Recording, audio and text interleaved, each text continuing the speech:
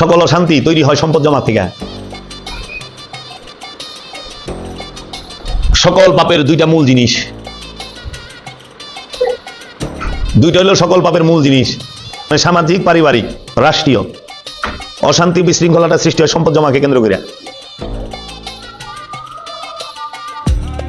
সকল পাপের মূল দুইটা জিনিস, এক হলো সম্পদ জমা, আরেকটা হইল যৌবনকে উপভোগ করা।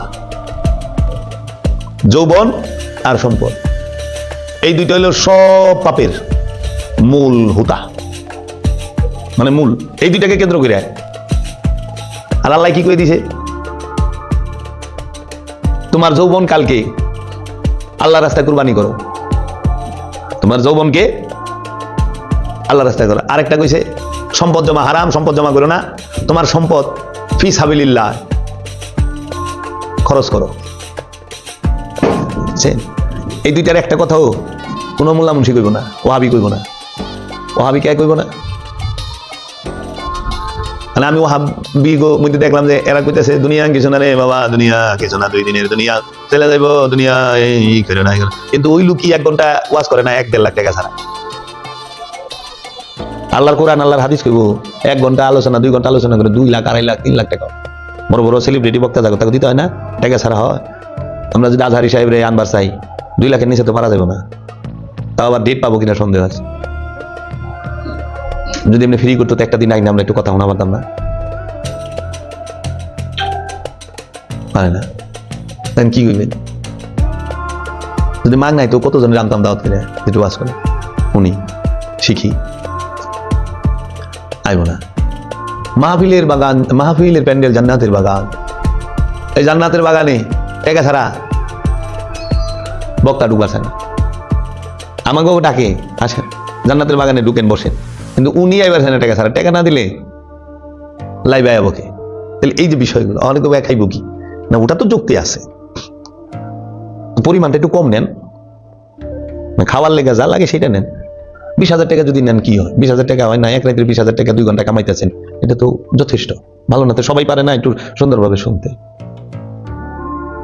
30,000 নেন, 10,000 রাস্তা খরচ, 20,000 আপনার। এই তো তাহলে আপনি যাইবেন, সব কিছু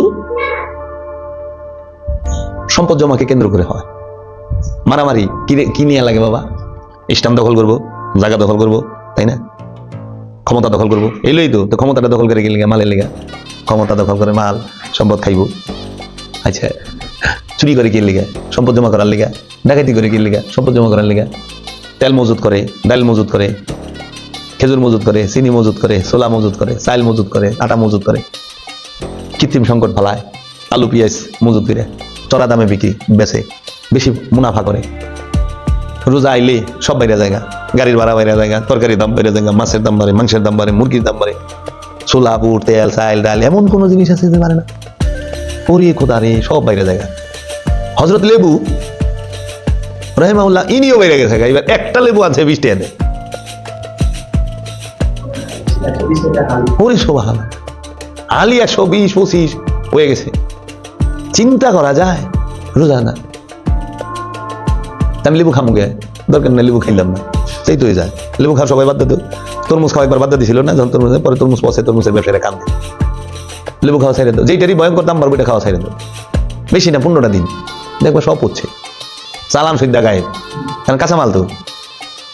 শিক্ষা দিয়ে দিতে ছোলা খামো না এই রোজার মাসে। 1 মাসে সারা বাংলাদেশের মুসলমান ছোলা খামো না। ছোলার দাম যারা বাড়াইছে মজুত, ছোলায় পোকা ধরবো, নাহলে তোরা কাশি ঢুকে ঘোরা পালা শুরু কর। শিক্ষাতে দেন যাইতো।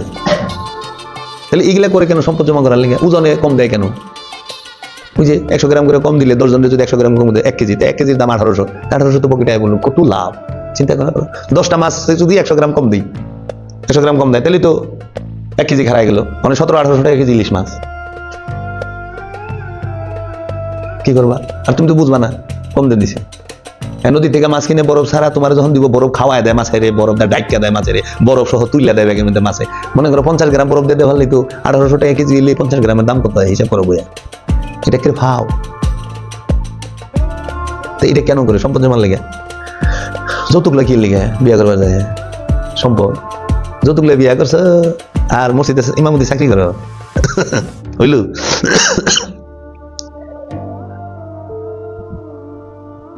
শ্বশুর বাড়ির হুন্ডায় চাইপে নামাজ পড়বার যাইতেছে, শ্বশুরের হুন্ডা দিবার যায় কিস্তি তোলার লাগছে, কিস্তি এলায় কি বালা জামাই পাইছে রে, ওই জামাই খুব বালা, আমি তো বাংলা বিয়া করছিলাম বালা, ওই জামাই খুব বালা, যে বালা জামাই।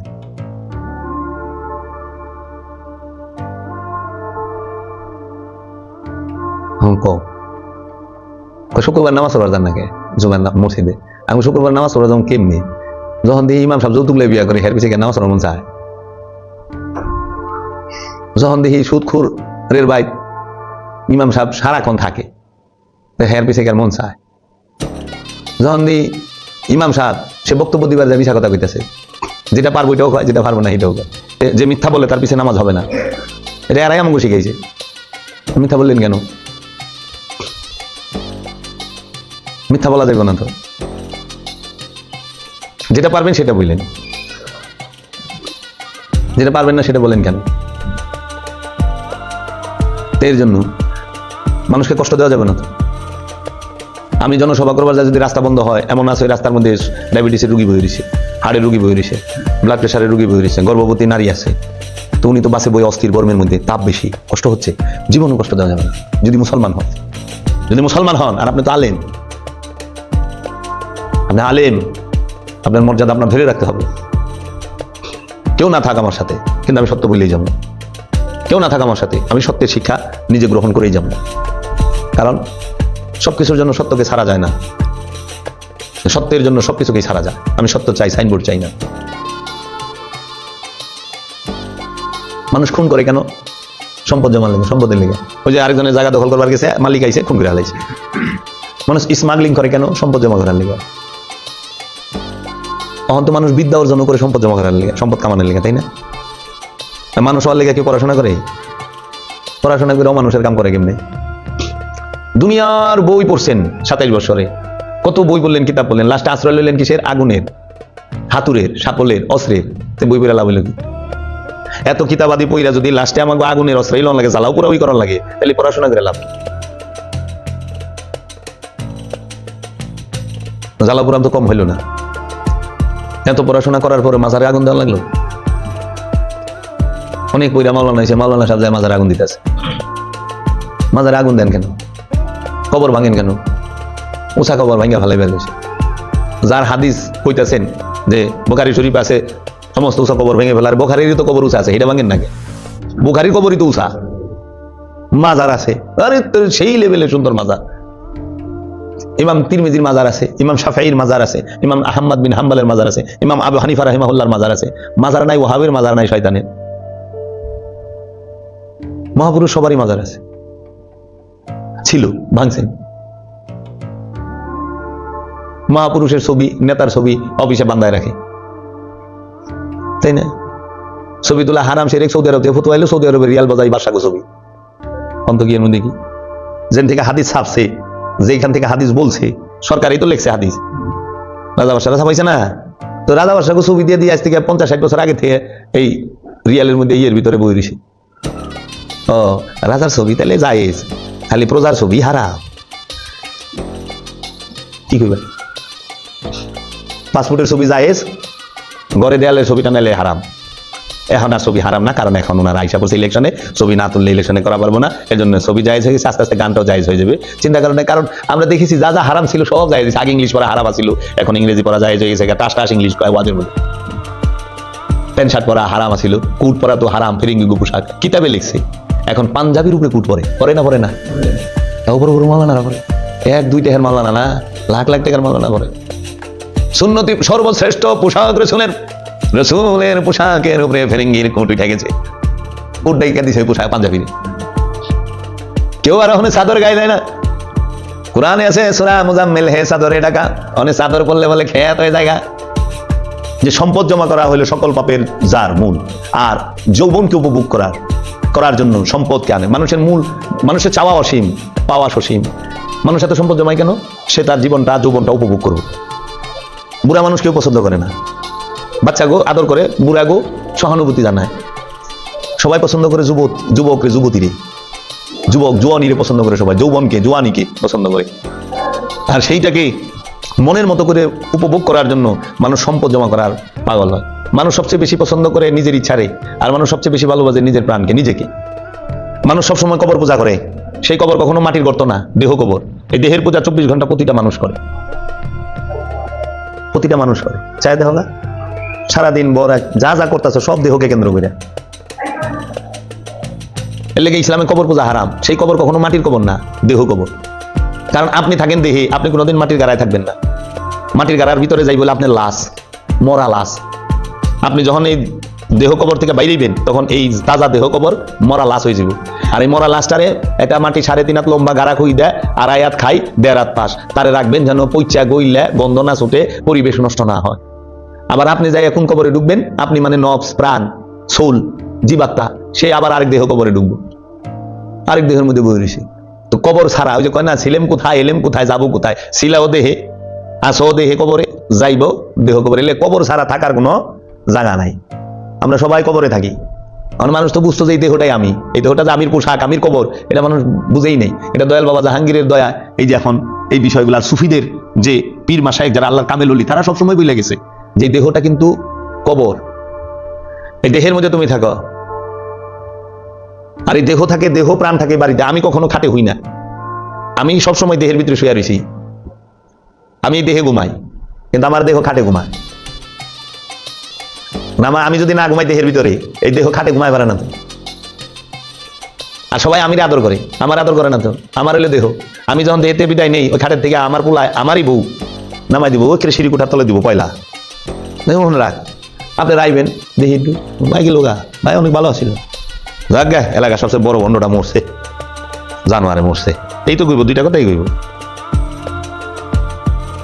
যারা প্রেমিক তারা কইব ভালো মানুষটা মরে গেছে, যারা দেখা পারে না এখানে এলাকাটা পাপ মুক্ত হয়েছে, ব্যবসা মরছে।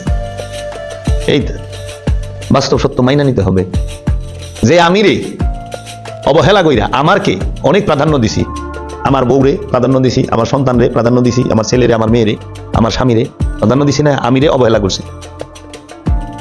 সে আমার, তারাই কি করবো, আমি রে আমারে, আমারে না আমারে একে ঘর থেকে টাইনা নিয়ে সিঁড়ি কোঠায় রাখবো। তারাও মজবুর, সিস্টেমই আল্লাহ এমন করে দিছে। বড় সত্য ভয়ঙ্কর তিতা, সত্য বড় ভয়ঙ্কর নির্মম, সত্যের মতো ভয়ঙ্কর তিতা নির্মম কিছু নাই। তুমি জাগুলি এত পাগল, হেগো দিয়ে তোমারে মাটিতে কুতুম খুইটা দিব, গাড়া করে খুইটা এরা নিজেরা রাখবো। আমার ছেলেটা, আমার মেয়েটা, আমার ভাইটা, আমার বোনটা, আমার বউটা, এরা মিলা সিঁড়ি, তারপরে এলাকার মানুষ এক গুছল টুসল দিব। আমারই সন্তানেরা চোখের পানি ফেলাইবো, আবার আমার এই গারণের লেগে লই যাব গুরুস্থান। আমার নিজের ছেলে আমার জন্য গাড়া খুঁজবো, কবর খুঁজবো, খুঁজে না? প্রত্যেকটা মানুষের নিজের সন্তান নিজ হাতে বাপের জন্য কবর খুঁজে, গাড়া খুঁজে। এর থেকে নির্মম সত্য আর কিছু লাগবো? আমি আপনি যাই ওই আলা হাজার থেকে পিএইচডি দরকার আছে? সচক্ষে দেখা যাচ্ছে সত্য, নির্মম সত্য দেখা যাচ্ছে। এই ছেলে চোখের পানি ঝরাইতে ঝরাইতে জানে আমি এত আদর করলাম, যার জন্য আমি সারাটা জীবন সম্পদ জমাইলাম, তিলে তিলে জমাইলাম। আমার পোলার লেগে একটু বাড়ি করে গেলাম, মেয়েগুলো লেগে একটু বাড়িঘর করলাম, জায়গা সম্পত্তি করলাম, মেয়েরা খাইলো কিনা, পড়ালেখা কত কি করলাম, দৌড়াইলাম খালি ব্যাগ লিয়ে। আর এই বাচ্চা এত জ্ঞানী বিদ্যা নইয়া পয়লা নিজে নাই আমারে নামাইব, নামাইয়া নিজে হাতে বাঁশ দিব, ছাটাই দিব, সর্বপ্রথম মুখে মাটিটা আমার সন্তানে দিব। নির্মম সত্য। যার লেগে এতদিন খালি চাইছো আছি, আল্লাহ ইয়ে দে দে, আল্লাহ ও দে দে, আল্লাহ এ দে দে, আল্লাহ কইছে ওর চাওয়া থাকবো না, মুখে মাটি দে। কারে দিয়ে মাটি দেব? আল্লাহ দিব না, ওলারে দিয়ে দেবো। যার লেগে চাষ হেরে দিয়ে মাটি দেব। যাহার জন্য চাইছো তার জন্য তারে দিয়ে তোমার মুখে মাটি দেব। এইটাই নির্মম সত্য, চির সত্য। যাহার জন্য এত কিছু চাইছো তাহারে দিয়ে তোমার মুখে আগুন দেওয়াইব। হিন্দুর বাড়িতে চিতায় নিজের ছেলে মুখে আগুন দেয় না? এজন্য জ্ঞান অর্জন করতে চাও, মরা বাড়ি যাইবা, মরা লাশের দিকে চাইবা। আর মরা বাড়ির ওই মৃত্যুর পরে থেকে নিয়ে কবর যাওয়া পর্যন্ত ওই সিনটু খেয়াল করবা যে পৃথিবী এবং সম্পর্ক কত স্বার্থপর, এই মানুষগুলো সম্পর্কগুলো কত নিষ্ঠুর, স্বার্থপর। বাপের এসি লাগাই দিছে, খাট বাইনা দিছে, বাইরে রোদের মধ্যে লাশটা ফালাই দিছে, গরমে ফিলা যাইতেছে। তখন আর কিছু, কারণ জানি সে বাপে যারে আদর করতাম সে নাই, যে আমার বাপ সে নাই। এটা হলো বাপের খাসা, বাপের পোশাক। পোশাক দেখি করবো, আমি তাদের করছি বাপেরে, আমি তাদের করছি মায়েরে, মা তো নাই, এটা মার পোশাক। তাহলে 80টা বছর 70টা বছর এই দেহে কে খাইলো, কে ঘুমাইলো, কে দেখলো, কে শুনলো, কে বললো, কে হাঁটলো, কে ধরলো, কে অনুভব করলো, সেই খবর লইলামই না, পাইলামই না। নির্মম সত্য। যত যাই কন বুঝছেন, চারাল চন্ডাল মুসি মেথর সবাই বুড়িগঙ্গার জলেই শুচি পড়ে, যে কইছে না, জাত গেল বলে একি আজব কারখানা, সত্য কাজে কেউ না রাজি, সবই দেখি টানা না, সব টানা। আসবার কালে কি জাত ছিলে, এসে তুমি কি জাত নিলে, যাবার কালে কি জাত হবে সে কথা ভেবে বলো। আসবার কালে কি জাতে ছিলেন? মানব জাত। আসবার কালে আমরা সবাই মানব জাতি হয়েছি, আইসা কি জাত নিছি? কেউ মুসলমান জাত নিছি, কেউ হিন্দু জাত নিছি, কেউ বৌদ্ধ জাত নিছি, কেউ খ্রিস্টান জাত নিছি, কেউ আবার নাস্তিক জাত নিছে, কেউ আছে কিছুই মানে না। হ্যাঁ, যাইবার কালে কি জাত হইবে? ইমানদারের জাত হইবে না বেঈমানের জাত হইবে?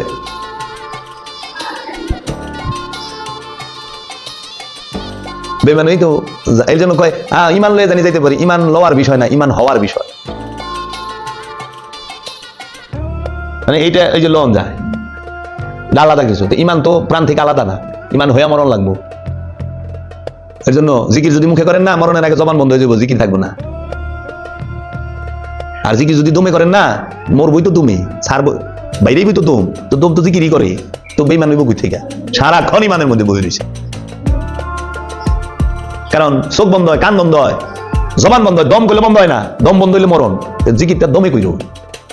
মোরাকাবা দমের খেলা শিখায় আমার মুর্শিদ মাওলা, জপরে নাম বৈশা নিরালা। বুঝছা? মোরাকাবা দমের খেলা। দমের নাম আদম রে মানুষ, দমের নাম আদম। আহা, এর থেকে খোলাস আর কি কয়? মূল জায়গা থুইয়া দালান বানায় অস্থির প্রতিযোগিতা, কে কত চকচকা। সচিব তুই তো সাইলেন্ট করে দে, হস্তায় পাস তো বুঝস না বাবা। সরা মূল্য যদি লাগতো,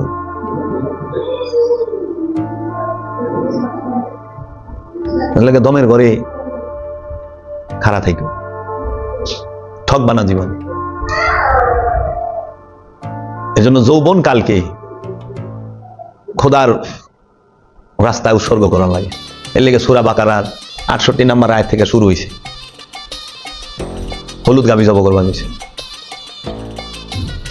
বাবা আপনার মানিকগঞ্জের মানুষ না, জীবনে হলুদ গাভী দেখছেন? মানিকগঞ্জে গাবতলি রাটে দেখছেন? আমি তো দেখি নাই। এই রঙের গাভী পাওয়া যায় না, সব কালা আছে, সাদা আছে, লাল আছে, আবার সাদা কালা মিলাই না আছে, চকরা পাকড়া আছে। হলুদ গাভী তো মেলেন না। কে আল্লাহ করে দিয়েছে? তাহলে আল্লাহ বানাই নেই। হলুদ গাভী হলো প্রতিটা নর নারী, প্রতিটা মানুষের যৌবন কাল। প্রতিটা মানুষের যৌবন কালকে বলা হয় হলুদ গাভী, যেটা আনন্দ দেয়, যেটাকে সবাই পছন্দ করে। হলুদ কালারটা মানুষকে আনন্দ দেয়। বাসন্তী কালার, বাসন্তী কালারের কাপড় পরে দেখো, কালা মানুষটার সুন্দর লাগে। গোলাপি, বাসন্তী, লাল হলো সতর্ক করে। হলুদ গাভী জব করবার গেছে, হলুদ গাভী জব করে মরার লগে বাড়ি দিবার গেছে। তাইলেই হলুদ গাভীর মাংস মরা লাশটার লগে বাড়ি দিবার গেছে, তখন সে তাজা হইয়া সব কইব।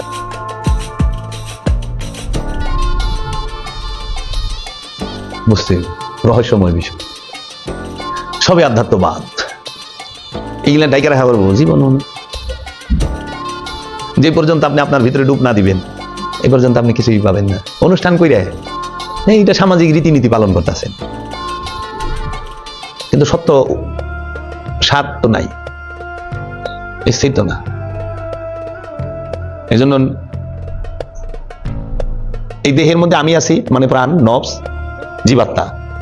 আবার এই দেহের মধ্যে নফসের সাথে মিশা রয়েছে কামনা, মানে খান্নাস, অহংকার মানে ইবলিশ, কুমন্ত্রণা মানে শয়তান, মারদুদ মানে সম্পদ জমা করার নেশা। প্রাণের লগে মিশা রয়েছে খান্নাস, কামনা মিশা রয়েছে। যে কোনো কিছু দেখলে কামনা জায়গা যায়। কার লগে? প্রাণের লগে। এই প্রাণের লগে মিশা রয়েছে কি? ইবলিশ মানে অহংকার। অহংকার অহংকার মিলা রয়েছে। অহংকার যে করে তারে কয় ইবলিশ, অহংকারী। মানে যে কোনো লয়ে কিছু লইতে অহংকার করি। পোলা ডাক্তার হইলে তার হলে অহংকার করি, নিজে দেখতে সুন্দর হলে সুন্দর রূপ লয়ে অহংকার করি, দামি কাপড় পিনলে কাপড় লয়ে অহংকার করি, দামি ঘড়ি পিনলে ঘড়ি লয়ে অহংকার করি, দামি ব্রেসলেট পিনলে হেডে লয়ে অহংকার করি, কোনো বড় লোক আমার সামনে এলে তার হলে অহংকার করি। জানা যাচ্ছে আমার কাছে কে আহে? অহংকার করবার মিলা রয়েছে প্রাণের লগে। অহং সম্পদ জমা করা, এগুলো সব প্রাণের সাথে মিলা রয়েছে। তা আপনি ওইটি সরাইবেন কেমনি সেই চিন্তা করেন। আপনি কপালে কালা দাগ হলাইবেন, হাঁটুতে কালা দাগ হলাইবেন, এটা তো সহজ জিনিস। শিরিষ পেপারটা চারটে ঘষা দেন, কপালে দেবেন, কালা কুচা গেছে গা, পয়লা লাল হইব একটু, পরে দেবেন কালা হয়েছে, ওই দাগ আর জীবনে দেবো না। দেখেন তো অন্তর থেকে অহংকারটা যাইবার চাইনি। অন্তর থেকে অহংকার তখন যাবো যখন অহংকারের স্থানে রহমত আয় বইব, নূর আয় বইব। রহমত হইলে আমার দয়াল রসুল, নূর হইলে আমার দয়াল রসুল, গুরু, গুরু আয় বইব। কত সুন্দর বিষয়গুলো, হিটারে পেছাইয়া ঘুরাইয়া কে রে, সত্য তো সুন্দর, তারা সত্য চায় না তো, তারা চায় ব্যবসা। একটা হলো রসুলের ইসলাম আর একটা হলো রাজার ইসলাম। রাজা গো ইসলাম এরা নিছে, রাজারা তাকে আকাম কুকাম ইসলামের নাম দিয়ে জায়েজ করবার চাইছে, বহুত আকাম কুকাম করছে তারা। আর রাজাগো মতলব কিছে, রাজারা তার রাজ্যের খবর নেওয়ার লেগে একটা অফিস খুলে দিছে, সে অফিসে রাজার একজন লোক রাখছে। রাজা সবার খবর লইতেছে, কে রাজাকে মানে কে মানে না, কে আহে না, কে পীর মানে, কে তাবলিগ মানে, কে জামাত মানে, কে হেফাজত মানে, কে সালাফি মানে, সব জানে মৌলভী সাহেব, ওই মসজিদে বুঝেই জানে। সারা বিশ্বকে একটা সিস্টেমের ভিতরে বন্দি করে রেখে দিচ্ছে, সবার খবর, আর সবার ক্ষমতা এক হাতে, মূল রাজা হাতে। আর আল্লাহর ওলিরা কি করছে, মানুষকে ডাইকাই না বসায়া, সে কি, তার শত্রু কি, তার করণীয় কি সেটা বুঝাই দিছে। তুমি হইলো নফস, তোমার শত্রু হইলো শয়তান, প্রকাশ্য শত্রু। তোমার করণীয় হইলো মুরাকাবা, মুশাহিদা, দায়মি সালাত। তুমি দায়মি সালাত করো, শয়তান মুক্ত হইবা, আল্লাহতে যুক্ত হইবা। আর এরা কি করছে, তুমি আসো, আমি যা কম আমার কথা মতো চলন লাগবো, আমার হচ্ছে অন্য হানি গেলে আমি তোমার কাফের করে দেবো, মুশরিক করে দেবো, মোরতাদ করে দেবো, আমি তোমার বেপরদা করে দেবো, বেহায়া করে দেবো, অসৎ করে দেবো, বাস সমাজে সবাই কমু, এরা এটি কইবা। এগুলোই তো করছে। এক গুইরা করা হলো কাফেরের চরিত্র। কাফেরেরা সব নবী এক গুইরা করছে, সকল নবীর জমানায় কাফেরেরা, মহানবীর এক গুইরা করে 3 বছর আছে। অনেক সমাজের পঞ্চায়েতের সিস্টেম হলো এক গুইরা করা। এরা কি রসুলের দর্শন নিল না কাফেরের দর্শন নিল? কবর থেকে লাশ তুলে পুরানো, এটা তো কাফেরের চরিত্র, এটা কাফেরেরা করছে, জালেমেরা করছে। কারো বাড়িতে আগুন দেওয়া, এটা কাফেরের চরিত্র। আল্লাহ রসুল তো কোথাও আগুন দেয় নাই, একটা দেখাও প্রমাণ যে আল্লাহ রসুল কোথাও আগুন দিছে। অন্যের বসতিতে ঘরে আগুন দেওয়া, এটা হইলো এজিদের চরিত্র আর কাফের চরিত্র। এজিদ কারবালায় মাওলা হোসেনের তাবুতে আগুন দিয়েছিল রাত্রের বেলা। আচ্ছা, রাত্রের বেলা হামলা করা অন্ধকারে যায়, এটা কাফের চরিত্র, এটা মুসলমানের চরিত্র নয়। তার প্রমাণ আল্লাহ রসুলের 40 কাফেরে হত্যা করার লেগে, আল্লাহ রসুলের 40 জন কাফের মিলা হত্যা করার লেগে আল্লাহ রসুলের ঘর ঘেরাও করছিল, সারা রাত খাড়াই আছিল।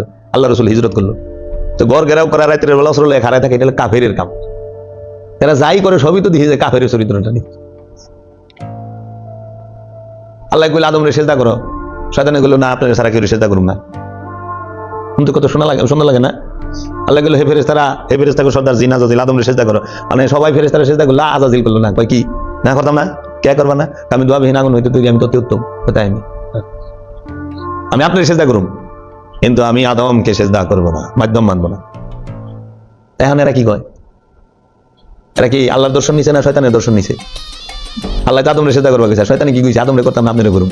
এখন এরা কি কয়? একমাত্র আল্লাহকে সেজদা করা যাবে, করতে হবে, আর কোন মাজারকে পীরকে সেজদা করা যাবে না। শিরিক শিরিক শিরিক, বেদাত হারাম হারাম। এই যে শয়তানের কথা কইতেছে, দেখছে চিন্তা শয়তান বলে দিছে। আল্লাহরে যে সেজদা করবেন, আদম ছাড়া দিবেন কেমনে? আল্লাহ কি সরাসরি সেজদা নিবার কারো কাছে আইছে? জমিন ছাড়া আল্লাহরে সেজদা দিবেন কেমনে? সেজদা দিবেন আল্লাহরে, মাথাটা জমিনে ঠেকাইছেন কে? জমিন তার আল্লাহ না, জমিন নিজেই সেজদায় থাকে। আল্লাহ কইছে ওয়ান নাজমু ওয়াশ শাজারু ওয়াশ শামসু ওয়াল কামারু ওয়ান নাজমু ওয়াশ শাজারু ইয়াসজুদান ইউসাব্বিহু লিল্লাহি মা ফিস সামাওয়াতি ওয়া মা ফিল আরদ। আসমান জমিনে যাহা কিছু আছে সব কিছু আল্লাহর তাসবিহ পাঠ করে।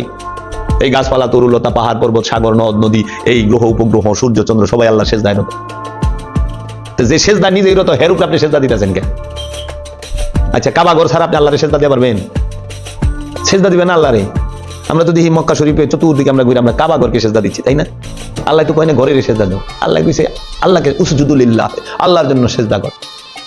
আল্লাহরে সেজদা দিতে গেলে কাবা ঘরটা লাগবে, আনুষ্ঠানিক সেজদা। মাথার সেজদাটা যদি দেন ওই কাবা ঘর লাগবে, আর হৃদয়ের সেজদা যদি দিবার জান তাই আদম লাগবে। আদম ছাড়া অন্তরের সেজদা দেওয়া যায় না, আর ওই কাবা ঘর ছাড়া মাথার সেজদা দেওয়া যায় না আল্লাহকে। আল্লাহকে যদি কেউ সেজদা করতে চায়, সে যেন আল্লাহর ঘরকে সেজদা করে। তো মেজাজিত আল্লাহর ঘর হইলো কাবা শরীফ, হাকিকতে আল্লাহর ঘর হইল আল্লাহ রসুল। কুলুবুল মুমিনিন আরশে আল্লাহ, মুমিনের কলব আল্লাহর আরশ। ইন্নাল্লাহা মাআল মুমিনিন, নিশ্চয়ই মুমিন আল্লাহর সাথে থাকে, আল্লাহ মুমিনের সাথে থাকে, নিশ্চয়ই আল্লাহ মুমিনের সাথে থাকে। তাহলে আল্লাহরে যদি কেউ সেজদা দিতে চায়, তাকে মুমিনকে সেজদা দিতে হবে, তাকে অবশ্যই যে মুমিনের কলব ওইখানে সেজদা দিতে হবে, হাকিকি হৃদয়ে। আর মাথা দিবার এলে আমরা পশ্চিম দিকে গুইরা কাবার মুখ হইয়া সেজদা দেই না জমিনে। তো উসিলা তারা তো সেজদা দেওয়া যায় না, উসিলা ছাড়া নামাজ হয় না, উসিলা ছাড়া রোজা হয় না। সেহেরি খাইবেন, বাত মাছের উসিলা লাগে বন্ধু। ইফতার করবেন, ছোলা ডাইলের উসিলা লাগবে, পানি খেজুরের উসিলা লাগবে, তাই না? মানে রোজা রাখবেন তা কি কার উসিলা লাগবে? রোজা কি একা নিজে করা পারবেন? গুরু ছাড়া রোজা হয়? ইমাম ছাড়া নামাজ হয় না, তো ইমাম ছাড়া রোজা হয় কেমনে? আল্লাহর ইবাদত করতে গেলে ইমাম তো লাগবেই। আর আমরা ইমন হইছি কত হজবরল অবস্থা। নামাজে ইমাম লাগে, কুরবানি করতে খালি হুজুর লাগে, জব করতে, যাকাত দিতে ইমাম লাগে না, রোজা রাখতে ইমাম লাগে না, হজ করতে ইমাম লাগে। ইমাম সাহেব থুইয়া কয়, ইমাম সাহেব হজে যাইতাছি, দোয়া করেন। কি কয় না কয়? ইমামের লগেই তো হজ করবেন, হাকিকি দর্শন। ইমাম কি ইব্রাহিম আলাইহিস সালাম? ইব্রাহিম আলাইহিস সালাম সূরা হজের খুলে দেখেন 26-27 নম্বর আয়াতে, যে আপনি তাদেরকে ডাক দেন আপনার কাছে যেন তারা হজ করতে আসে। ঘরের কাছে যাইবার নাই, ইব্রাহিম নবীর কাছে যাইবার কিছু হজ করবার লাগে। ইব্রাহিম নবী জিন্দা কাবা, হাকিকি কাবা, ওই কাবারই তোয়াফ করতে হইব, হাকিকি দর্শনে, মারিফাতে, বুঝছেন?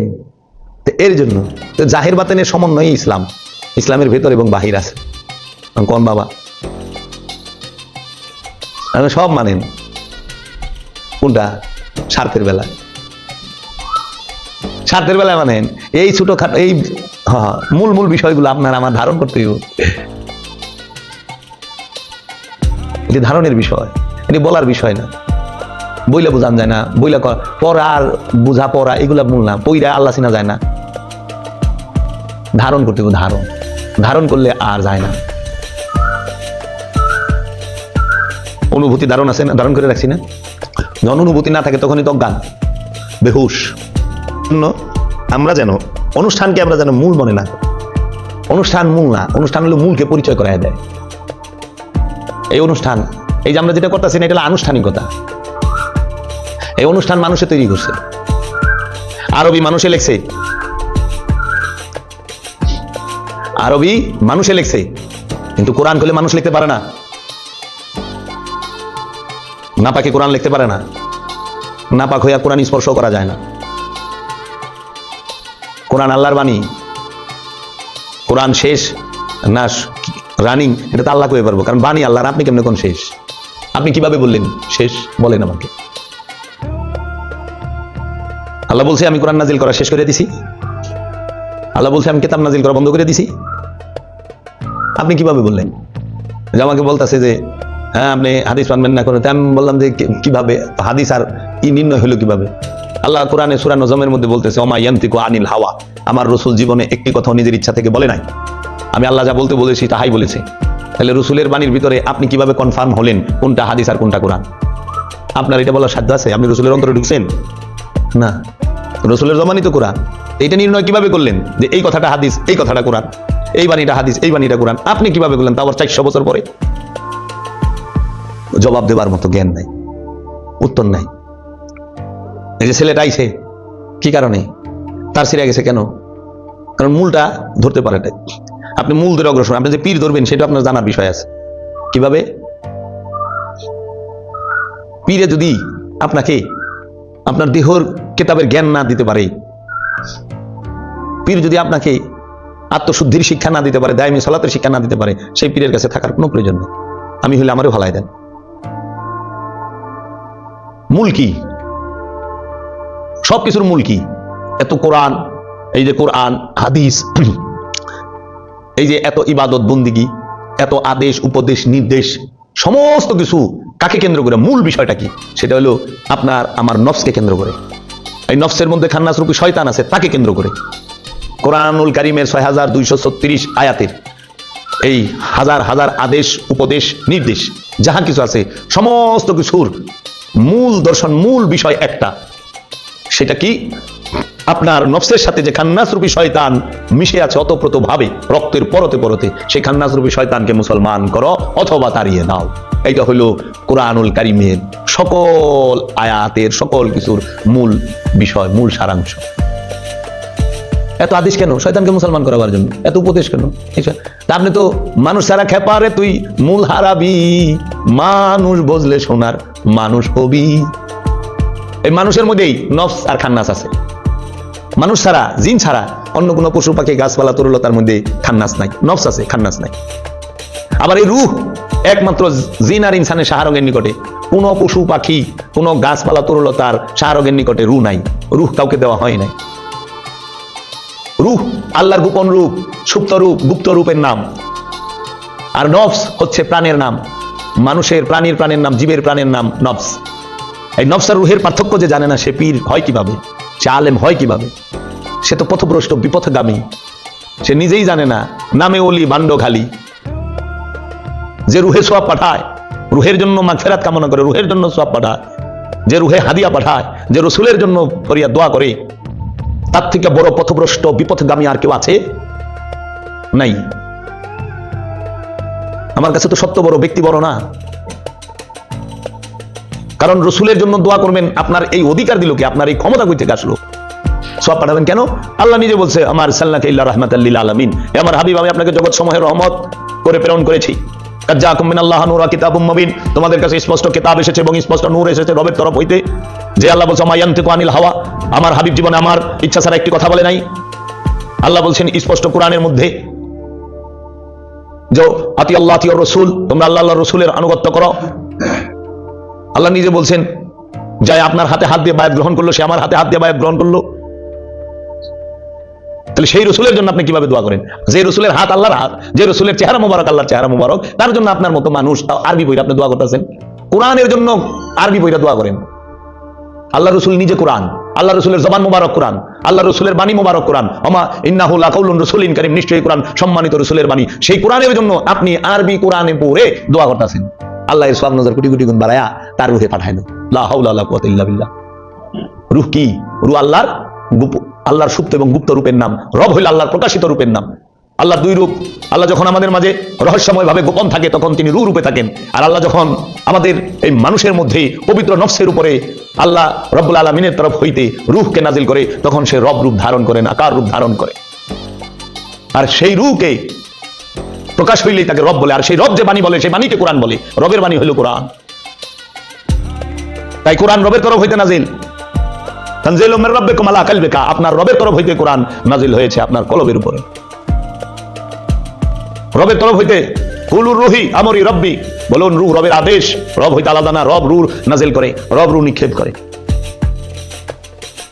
তো সে একদম বিরাট আলেম হয়ে গেছেন গা, বিরাট পেশা হয়ে গেছেন গা, রুহের 5 ভাগ করে বই রইছে। হ্যাঁ, তারপরে রুহে সব পাঠায় বই রইছে। রসুলের লিগে দুয়ার ঘরে দোয়া, দুয়ার ঘরে খালি দোয়া করো। রসুলের জন্য দোয়া করো। রসুল জানো কি? ওই ভেদ। তুমি তো রসুল দর্শনই বুঝো না, তুমি আবার গুরু সাচ্ছ ঢঙ্গি। জীবনে কোরআনের শুরু থেকে শেষ পর্যন্ত ভেদ রহস্যগুলোও পড়ে নাই। আরবি কোরআনের যদি শুরু থেকে শেষ পর্যন্ত অর্থ সহ পড়তো, এই ভ্রম থাকতো না। আর যদি কামেলুলির বায়াত হইতো, কামেলুলি পাওয়া কি চারটিখানি কথা? অনেক নসিবের ব্যাপার। রু খায় না, রু ঘুমায় না, রু জন্মায় না, রু সৃষ্টি না, রু নাজিল হয়। রু নাজিল হয়, রু রবের আদেশ। তো যেটা নাজিল হয় সেটা মরে। কোরআন নাজিল হয়েছে, কিতাব নাজিল হয়েছে, ফুরকান নাজিল হয়েছে, তাই না? ফেরেশতা নাজিল হয়, রু নাজিল হয়। ফেরেশতা কেন নাজিল হয়? রুকে গাড় দেবার জন্য নাজিল হয়। ফেরেশতা হলো রুহের গোলাম, রুহের সেবক। রু হইল আল্লাহ রবের আদেশ। রু জিন আর ইনসানের শাহরগের নিকটে নাহনু আকরাবু ইলাইহি মিন হাবলিল ওয়ারিদ, এই রূপে আছে। আর সেই রু যখন প্রকাশ হয়, তখন সে রসুল রূপ ধারণ করে, রব রূপ ধারণ করে। রব সামনে খারাইলে, মূর্তিমান হইলে রসুল রূপ ধারণ করে। তার প্রমাণ হলো সূরা মরিয়ম খুলে দেখেন, মা মরিয়মের সামনে রু আসলো, আইসা রসুল রূপ ধারণ করলো। ধারণ করার সাথে সাথে মা মরিয়ম ভয় পেয়ে গেল। বললো যে ঘরে দরজা জানলা সব তো লাগাই না, আপনি কিভাবে আসলেন? বললো, মরিয়ম ভয় পাও না, আমি তোমার রবের তরফ হইতে প্রেরিত একজন রসুল। আল্লাহ বলে, আমি রু তার মরিয়মের ওইখানে পাঠাইলাম।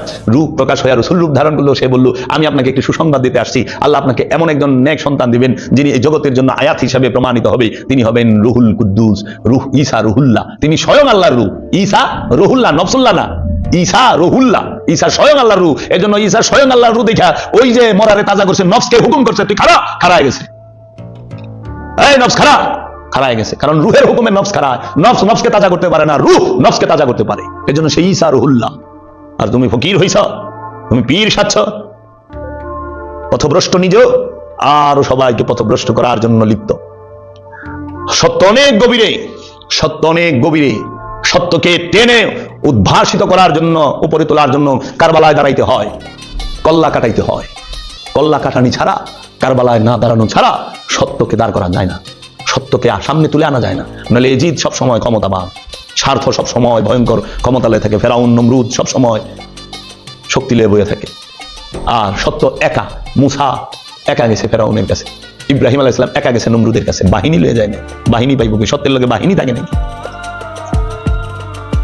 যেই রসুলকে আল্লাহ কোরআন স্পষ্ট বলেছেন, না আতাই না কাল কাউসার, আমি আপনাকে কাউসার দান করেছি, যিনি নিজে কাউসার প্রাপ্ত, হেল লেগে সব পাঠায় দোয়া করে। আল্লাহ আজানের দোয়াটা খালি শুনেন, হে আল্লাহ, এই পরিপূর্ণ আহ্বান শাশ্বত নামাজের তুমি প্রভু, হযরত মুহাম্মদ সাল্লাল্লাহু আলাইহি সাল্লামকে দান করো বেহেশতের সর্বোচ্চ সম্মানিত স্থান, যার প্রতিশ্রুতি তুমি তাকে দিয়েছো, নিশ্চয়ই তুমি প্রতিশ্রুতির ব্যতিক্রম করো না।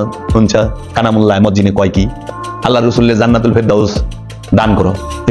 কি করলি তুই? কাউসার দান করে দিছে, তুই কো জান্নাতুল ফেরদাউস। জান্নাতুল ফেরদাউস বড় না কাউসার বড়? আল্লাহ রসুল্লাহ আমাকানে মেরাজে নিছে, সুম্মা দানা ফাতাদাল্লাহু ফাকানা কাবা কাউসাইনা ওয়াদানা। সুবহানাল্লাযী আসরা বিআবদিহি লাইলাম মিনাল মাসজিদুল হারাম ইলাল মাসজিদুল আকসা। ভাসমান সেই সত্তা যিনি তার বান্দাকে রাত্রিকালীন ভ্রমণে মসজিদুল হেরেম থেকে মসজিদুল আকসায় ভ্রমণ করাইলেন। সুম্মা দানা ফাতাদাল্লাহু ফাকানা কাবা কাউসাইনা আও আদনা, অতঃপর আমরা আমার বান্দাকে দুই ধনুকের ব্যবধানে নিয়ে আসলাম, একটি বৃত্তের ভিতরে, বৃত্ত হয় না, আও আদনা বানায়া নাও বৃত্ত। সেই বৃত্তের ভিতরে মেরাজ শরীফ হইল আল্লাহ রসুলের, আল্লাহর সাথে যিনি লামকামের অধিবাসী, যিনি লামকামে 27.5 বছর থেকে 27,000 বছর বলা হয় থেকে আইলু, সেই লামকামের অধিবাসী রে কইতেছে জান্নাতুল ফেরদাউস দাও। জান্নাত তো সিদরাতুল মুনতাহার নিছে, আর সিদরাতুল মুনতাহার উর্দু হইল লামাকান। লামাকানে সিফাতি নাই, সব জাত, আল্লাহ ছাড়া ওইখানে কিছু নাই। যে আল্লাহর রাজ্যে থেকে গেছে, যিনি আল্লাহর ময়, তাহারে আপনি কইতেছেন জান্নাতুল ফেরদাউস দাও। এটা কি সূক্ষ্ম অপমান না? এটা কে করছে? কোরআন না হাদিস? হাদিসে করছে। কতদিন লুকায় রাখবা? যিনি দোয়া করলে কাবা বরকতময় হয়, তাই না? কেবলা পরিবর্তন করছে না? কোরআন এটা আছে। তাহলে রসুলের থেকে কাবারে বেশি মর্যাদা দিয়ে দিছে। কাবার দোয়ায় রসুল আইছে না? রসুলের দোয়ায় মক্কা কাবা হইছে, মসজিদুল হেরেম কাবা হইছে। কোনটা? রসুলের জন্য কাবা মর্যাদাবান হয়েছে, কাবার জন্য রসুল মর্যাদাবান হয় নাই। রসুলের জন্য রসুল যেখানে দাঁড়াইবো ওইটাই মর্যাদাবান। রসুল আপনি দিলাইলে আপনি আল্লাহর ওলি, আপনি মর্যাদাবান, আপনি সম্মানিত। রসুল আপনি দিলে নাই, আপনি অসম্মানিত, শয়তান বয়ে রয়েছে। আপনার দিলে রসুল থাকলে আপনার দেহের মাজার হইব, ওই দেহটাকে সংরক্ষণ করে রাখবো। আপনার কলবে যদি রসুল থাকে, আপনি লামকামে যাইবেন, রসুল নিয়ে যাইবেন। আর এই রসুলের লিগে দোয়া করেন, রসুলের ভিক্ষা না পাইলে ওলি হয়? তো ভিক্ষুক কোনোদিন রাজার লিগে দান করা পারে? রাজারা কিছু দেওয়া পারে ভিক্ষুকে? আর এরা পার্সেল আল্লাহ পাঠাই দেও, আল্লাহ দেও, কি কইবা? এর লাগে ভাল লাগে না তো, কথা কইলেই ঝামেলা। মানে পিসাবরা ধরা খাইছে না, যে পিসাবরা এতদিন রুহে সব বাড়াইছে, রুহের মাগফিরাত কামনা করছে।